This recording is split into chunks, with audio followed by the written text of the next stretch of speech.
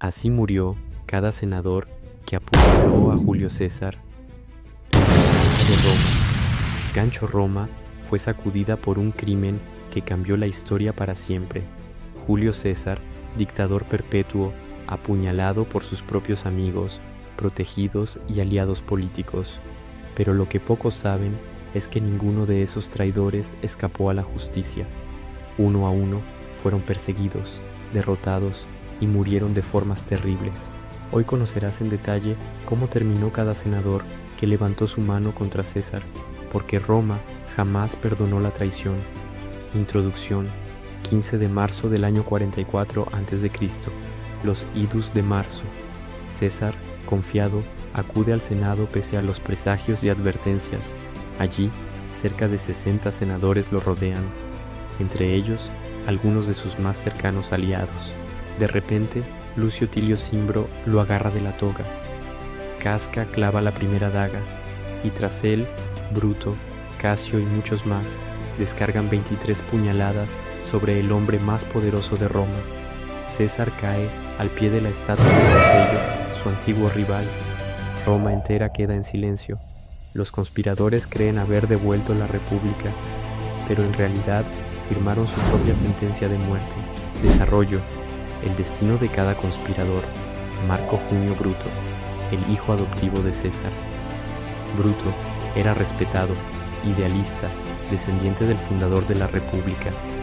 César lo amaba como a un hijo y lo había perdonado en varias ocasiones. Tras el asesinato, Bruto esperaba ser visto como un libertador, pero en Roma la multitud lo odió. Huyó a Grecia y formó un ejército junto a Casio. En la batalla de Filipos, 42 a.C., sus tropas fueron derrotadas por Marco Antonio y Octavio.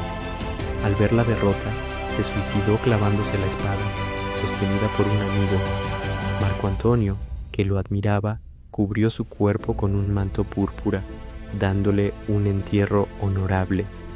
Cayo Casio Longino, la mente del complot. Casio fue el cerebro del plan. Odiaba a César desde hacía años, resentido por no recibir cargos importantes. Tras el asesinato, huyó con Bruto a Oriente. En Filipos, creyendo que Bruto había caído, entró en desesperación. Pidió a su esclavo que lo atravesara con su espada y murió sin saber que Bruto aún resistía. Su final mostró lo que siempre lo dominó: la paranoia y la desconfianza. 10. Junio Bruto, Albino, el traidor íntimo. César confiaba plenamente en él. Incluso le había nombrado en su testamento antes de Octavio. El 15 de marzo fue quien convenció a César de acudir al Senado, pese a las advertencias. Tras el asesinato, trató de gobernar el norte de Italia. Finalmente fue traicionado, capturado en Galia y ejecutado sin clemencia. Su muerte fue vista como un castigo divino por haber engañado personalmente a César. Cayo Trebonio, el que distrajo a Marco Antonio. En el Senado, Trebonio se encargó de mantener ocupado a Marco Antonio, evitando que ayudara a César. Años después, fue nombrado gobernador en Asia Menor. Allí fue sorprendido por Dolabela, un antiguo aliado de César, y decapitado brutalmente. Su cabeza fue exhibida públicamente como advertencia contra la traición. Cayo Ligario, el enfermo vengativo, había sido perdonado por César a pesar de conspirar contra él antes. Sin embargo, devolvió el favor uniéndose al complot. Tras Filipos, fue capturado y ejecutado. Su final fue considerado el de un hombre que no supo valorar la clemencia de César.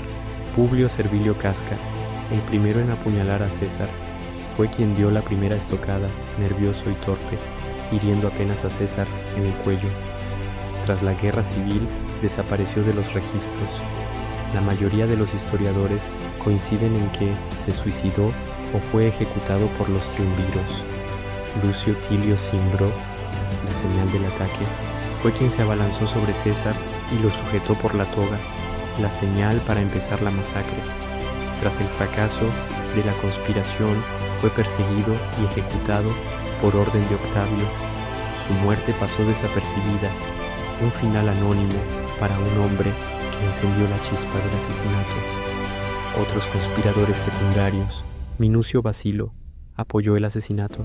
Luego fue asesinado por sus propios esclavos en un motín. Cayo Casio Parmense, uno de los últimos en morir, fue ejecutado años después por Octavio. Petrello, Favonio, Sina y otros senadores menores, perseguidos, ejecutados o muertos en batallas. Las venganzas de Roma.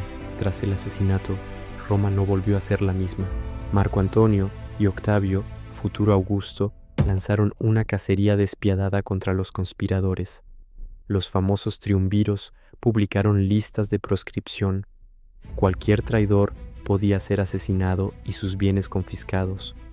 Familias enteras fueron arruinadas, templos profanados y senadores humillados en público.